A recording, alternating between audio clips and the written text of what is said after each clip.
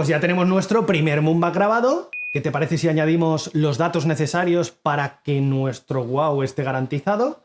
3 son los elementos fundamentales que podemos asociar a un Moonbug: notas privadas, etiquetas y el más importante, mensaje y llamadas a la acción.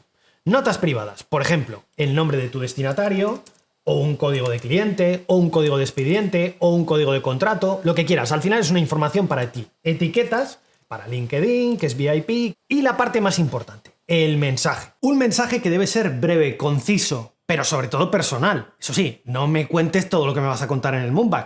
Créame un poco de expectativa. Por ejemplo, María, ya tengo la excusa perfecta para vernos. Y ponemos un enlace a una página web y también un enlace a Calendly. Calendly, que es un servicio que nos va a permitir cerrar una reunión. Bueno, ya ves que lo que nunca debe faltar en un Moonbug, y esta es una gran ventaja competitiva, son una o más llamadas a la acción.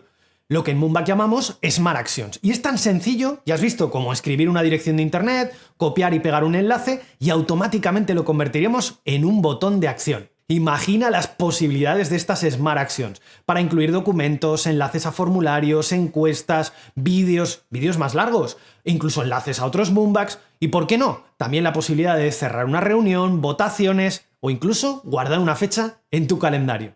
Ahora sí que sí, estamos muy cerca del lanzamiento. Siguiente paso,